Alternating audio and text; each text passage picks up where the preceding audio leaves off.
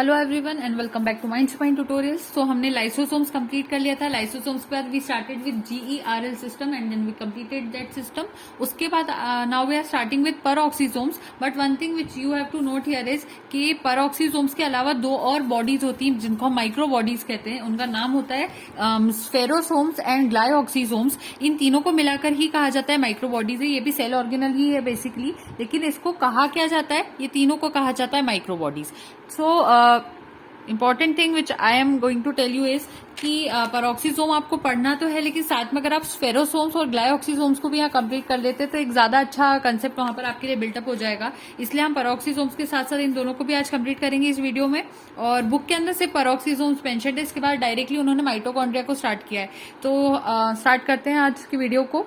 सो मैंने यहाँ पर पूरा टेक्स्ट जितना इंपॉर्टेंट हो सकता था माइक्रो बॉडीज का, मैं आपको जो आज बताने वाली हूँ उसको यहाँ लिख लिया। बुक का भी टेक्स्ट हम देखेंगे लास्ट में, बट फर्स्ट हम लोग मेरे कंसेप्ट से समझ लेंगे जैसे कि हम हमेशा करते हैं। सो माइक्रो बॉडीज हमारे पास तीन तरह की होती है। First is spherosome, second one is glyoxysome and the third one is peroxisome. मैं यहाँ कलर पेन लेती हूँ। ओके, तो मेरे पास कलर पेन आ गया है। आई थिंक वो चल रहा है या नहीं, हाँ चल रहा है, चलेगा। तो हमारे पास तीन तरह की बॉडीज होती है माइक्रो बॉडीज, स्फेरोसोम्स, ग्लाइऑक्सीसोम्स एंड परऑक्सीसोम्स। जिसमें से अगर मैं इनकी मतलब कहना चाहिए बात करूं लोकेशन की, तो यूकैरियोटिक सेल्स में पाए जाते हैं तीनों, प्रोकैरियोटिक सेल्स में तीनों ही नहीं पाई जाती। So only found in eukaryotic cell. Next चीज जो इंपॉर्टेंट आपको पता होना चाहिए, अराइज फ्रॉम ईआर किससे बनती है, एंडोप्लाज्मिक रेटिकुलम से ये बनती है। अब स्फेरोसोम सिर्फ और सिर्फ प्लांट सेल में पाए जाते हैं, ग्लाइऑक्सीसोम सिर्फ और सिर्फ प्लांट सेल में पाए जाते हैं, लेकिन परऑक्सीसोम जो होते हैं वो प्लांट सेल में भी मिलते हैं और एनिमल सेल्स में भी मिलते हैं। ठीक है, तो ये सबसे बड़ा मेन डिफरेंस हो गया तीनों में। इसकी डिस्कवरी की बात करें तो जो स्फेरोसोम्स उसको डिस्कवर किया था पर्नर ने, PERNER। ठीक है, ग्लाइऑक्सीसोम्स को किसने डिस्कवर किया था, बीवर्स ने, BEEVERS। परऑक्सीसोम्स को रॉडिन ने डिस्कवर किया था, RHODIN। और रॉडिन ने इसको किस में डिस्कवर किया था, लिवर सेल्स में और किडनी सेल्स में डिस्कवर किया था। इसको हम कहते हैं परऑक्सीसोम्स। ठीक है, स्फेरोसोम्स की बात करें तो स्फेरोसोम्स जो होते हैं इनका नेचर कैसा होता है, ये एसिडिक होते हैं और हाइड्रोलिटिक एंजाइम्स इसमें भरे होते हैं। क्या होते हैं, एसिडिक हाइड्रोलिटिक एंजाइम्स इन स्फेरोसोम्स में भरे होते हैं। इस वजह से मैंने आपको बताया था जहां पर भी एसिडिक हाइड्रोलिटिक एंजाइम होते हैं वो कहीं ना कहीं थोड़ा बहुत लाइसोसोम जैसे होते हैं। तो प्लांट्स के लाइसोसोम को हम कह सकते हैं वही स्फेरोसोम्स होते हैं। अगर क्वेश्चन आ जाए एग्जाम में, mention the name of plant lysosome, तो ऑप्शन दे देंगे तो आपको पता होना चाहिए जो स्फेरोसोम्स होते हैं वही प्लांट के क्या होते हैं, वही प्लांट के लाइसोसोम्स होते हैं। क्योंकि उसके अंदर एसिडिक हाइड्रोलिटिक एंजाइम होता है, इसलिए हम उसको प्लांट के लाइसोसोम कहते हैं। इसके एग्जांपल की बात होती है तो एंडोस्पर्म्स और कोटिलेडन्स इसमें आ जाते हैं, क्योंकि दोनों के अंदर हाई रिजर्व्ड फूड मटेरियल होता है। और जहां पर भी डाइजेशन एक्टिविटी ज्यादा होती है, अगर इनमें फूड मटेरियल ज्यादा है तो इनकी डाइजेशन एक्टिविटी भी इंक्रीज करना पड़ेगी, क्योंकि डाइजेशन तभी आसानी से हो पाएगा। तो जहां डाइजेशन एक्टिविटी ज्यादा होती है वहां पर हाई रिजर्व फूड मटेरियल के एग्जांपल्स में ये दोनों चीजें आती है, एंडोस्पर्म्स और कोटिलेडन्स आते हैं। ठीक है, तो वो स्फेरोसोम्स का कंसेप्ट कंप्लीट हो जाता है। इसके बाद अगर मैं ग्लाइऑक्सीसोम्स की बात करूं तो ये क्या करते हैं, इनका काम होता है ये बीटा ऑक्सीडेशन ऑफ फैट्स करवाते हैं। तो आप सोच रहे होगे अरे ये तो सिर्फ प्लांट्स में पाया जाता है, तो यहाँ पर बीटा ऑक्सीडेशन ऑफ फैट्स कैसे हो गया। तो प्लांट्स में भी फैट्स होता है स्टूडेंट्स, आपको पता होना चाहिए। जैसे कि ऐसे कोई प्लांट है जिसका रिजर्व फूड मटेरियल अगर फैट में कन्वर्टेड है, तो उस फैट को प्लांट्स क्या करते हैं, कार्बोहाइड्रेट में एक्सचेंज करवाते हैं, बाद में चेंज करवाते हैं, और कार्बोहाइड्रेट में चेंज करने के बाद ही वो उसको यूज कर पाते हैं। तो फैट्स को कार्बोहाइड्रेट्स के अंदर ले जाना क्या कहलाता है, बीटा ऑक्सीडेशन ऑफ फैट्स कहलाता है। ठीक है, तो बीटा ऑक्सीडेशन ऑफ फैट्स कौन करवाता है, यहाँ पर ग्लाइऑक्सीसोम्स करवाते हैं। और इसके एग्जांपल होता है जो कैस्टर सीड्स होती है, इनके अंदर डायरेक्टली फॉर्म क्या होता है, फैट का रहता है, उस फैट को कार्ब्स में बदलना होता है। उसी तरह से पीनट में भी बहुत सारा फैट होता है, तभी तो हम पीनट ऑयल भी बना लेते हैं। तो फैट को फिर अगेन किस में बदलना होता है, कार्बोहाइड्रेट्स में बदलना होता है। तो ये काम था ग्लाइऑक्सीसोम्स का। नेक्स्ट लास्ट हमारे पास आते हैं परऑक्सीसोम्स। तो परऑक्सीसोम्स में क्या होता है कि ये प्लांट सेल में भी होते हैं, एनिमल सेल में भी होते हैं, लेकिन एनिमल सेल में प्रॉपरली इसका जो फंक्शन होता है वो आज भी हमें नहीं पता चल पाया। होते हैं, पाए जाते हैं, लेकिन प्रॉपर फंक्शन कैसे करते हैं वो हम आज भी नहीं समझ पाए। तो हमारे पास आंसर क्या होता है कि हम प्लांट का फिर भी समझ सकते हैं। अब करते क्या ये, इनका काम होता है ये कन्वर्जन करते हैं अमीनो एसिड्स का, या फिर आप यूरिक एसिड्स का भी एग्जांपल ले सकते हो, दोनों ही केसेस में होता है। अमीनो एसिड्स, यूरिक एसिड्स अगर होते हैं तो उसको कन्वर्ट करते हैं एक तरह के हाइड्रोकार्बन में। हाइड्रोकार्बन को R से रिप्रेजेंट किया मैंने यहाँ पर, प्लस H2O2 यानी कि हाइड्रोजन परऑक्साइड में कन्वर्ट करते हैं। कौन, परऑक्सीसोम। तो परऑक्सीसोम अमीनो एसिड्स को या फिर यूरिक एसिड्स को किस में कन्वर्ट करते हैं? हाइड्रोकार्बन प्लस हाइड्रोजन पेरोक्साइड में कन्वर्ट करते हैं। और किस एंजाइम की प्रेजेंस में करते हैं? तो वो कैटालेज के एंजाइम की प्रेजेंस में करते हैं। इतना आपको क्लियरली समझ में आ गया होगा। लेकिन प्रॉब्लम क्या होती है, जब इनका कन्वर्जन होता है इस हाइड्रोकार्बन में और हाइड्रोजन पेरोक्साइड में H2O2 में, तो ये जो H2O2 होती है ये बहुत ज्यादा टॉक्सिक होती है, खराब चीज होती है। इसको बॉडी से रिमूव करना बहुत जरूरी होता है, इस टॉक्सिक चीज को। तो इसको देयरफॉर रिमूवल जरूरी है। तो अब इसका रिमूवल कैसे होगा? तो जो H2O2 और H2O2 होता है यानी हाइड्रोजन पेरोक्साइड होता है, उसके साथ आकर जुड़ जाती है एक ऑक्सीजन। जब ऑक्सीजन इसके साथ कंबाइन करती है तो ऑक्सीडेज एंजाइम की प्रेजेंस में ये दोनों मिलकर क्या बना लेते हैं? वाटर और ऑक्सीजन बना लेते हैं। तो एक ऑक्सीडेज की एंजाइम की यहाँ पर रिक्वायरमेंट थी, और यहाँ पर कौन सा एंजाइम की रिक्वायरमेंट थी? कैटालेज की एंजाइम की रिक्वायरमेंट थी। तो यहाँ पर फाइनली H2O यानी वाटर और ऑक्सीजन यानी O2 बन जाते हैं, जो कि अब दोनों कैसे होते हैं? नॉन टॉक्सिक होते हैं। तो इस H2O2 जो कि टॉक्सिक थी, हाइड्रोजन पेरोक्साइड टॉक्सिक थी, हमने उसको किस में कन्वर्ट कर दिया? इन दोनों चीजों में कन्वर्ट कर दिया।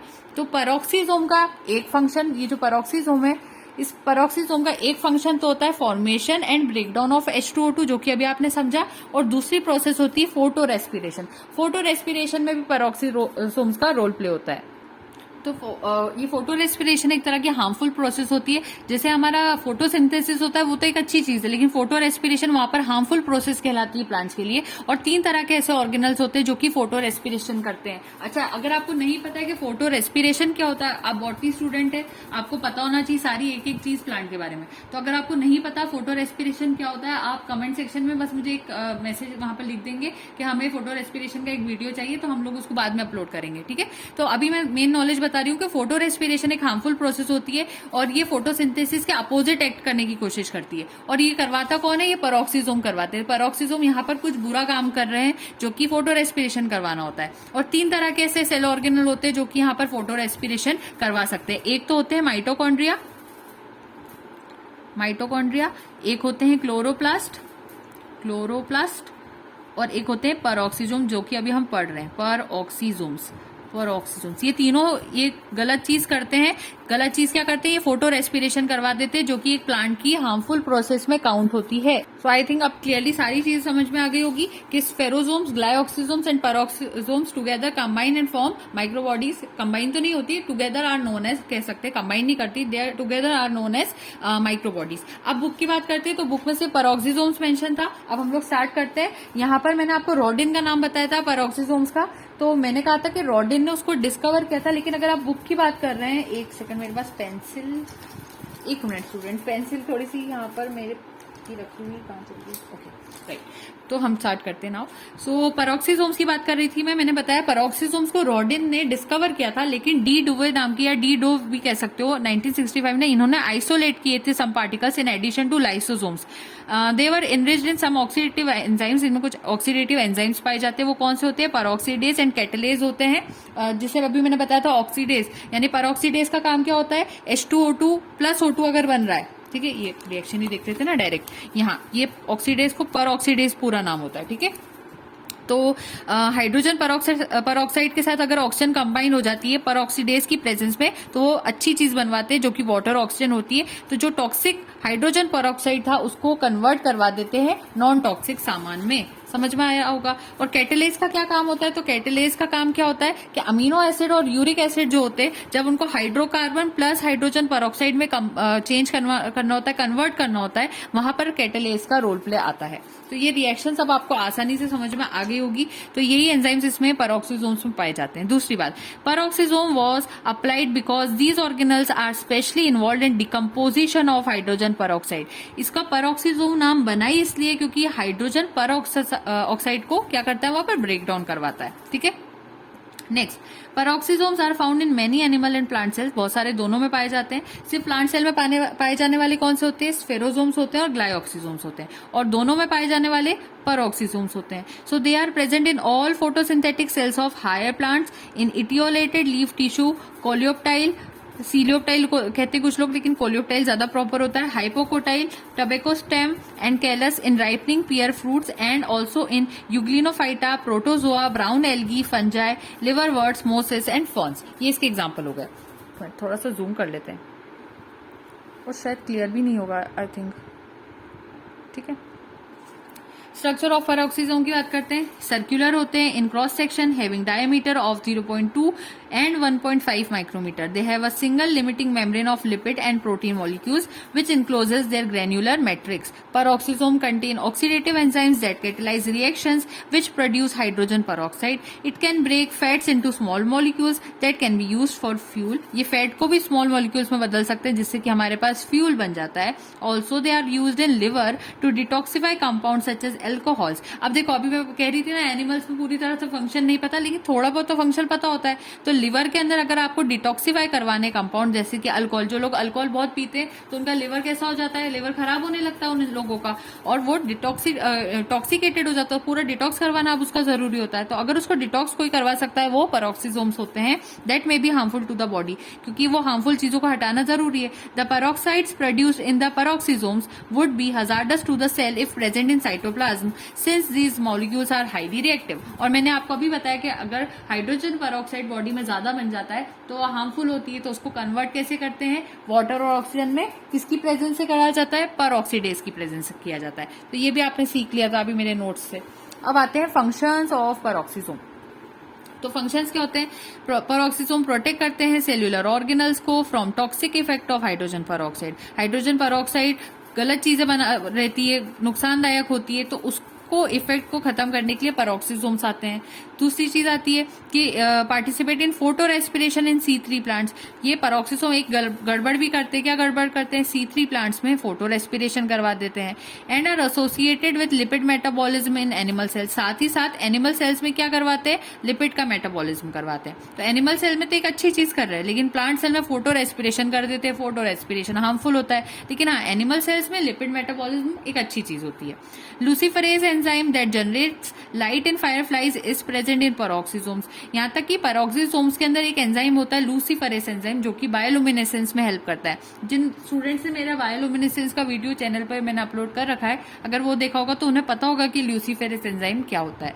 ठीक है, तो अगर आप बॉटनी के स्टूडेंट भी है तो बायोलुमिनेसेंस फिर भी आप स्टडी करेंगे, वीडियो को चेक करेंगे, सर्च करेंगे, माइंडस्पाइन ट्यूटोरियल्स के नाम से आपको मिल जाएगा। ठीक है, next, peroxisomes are involved in oxidation of very long chain fatty acid. बहुत लंबी चेन वाले फैटी एसिड्स का भी ऑक्सीडेशन करवा सकते हैं। सिंथेसिस ऑफ कोलेस्ट्रॉल भी करवा देते हैं। बाइल एसिड्स इन लिवर भी करवाते हैं। सिंथेसिस ऑफ प्लाज्मा जीन्स भी करवाते हैं। इतने सारे फंक्शंस होते हैं पेरोक्सिसोम्स के। तो यहाँ पर आपका जो पेरोक्सिसोम जो कि एक तरह की माइक्रो बॉडी थी वो आपका कंप्लीट हो जाता है। और इसके अलावा मैंने आपको एक्स्ट्रा नॉलेज कौन सा दिया, स्फेरोसोम्स का दिया और ग्लाइऑक्सिसोम्स का दिया। So the next video would be on mitochondria mostly, और माइटोकॉन्ड्रिया के बाद में जो नेक्स्ट रहेगा वो क्या रहेगा, माइटोकॉन्ड्रिया ऑलरेडी खुद ही में बड़ा है, हाँ साइटोस्केलेटन्स रहेगी फाइनली। तो ठीक है, माइटोकॉन्ड्रिया तो आ जाएगा आपका नेक्स्ट वीडियो सेगमेंट में। Thank you so much and don't forget to like, share and subscribe. Happy learning.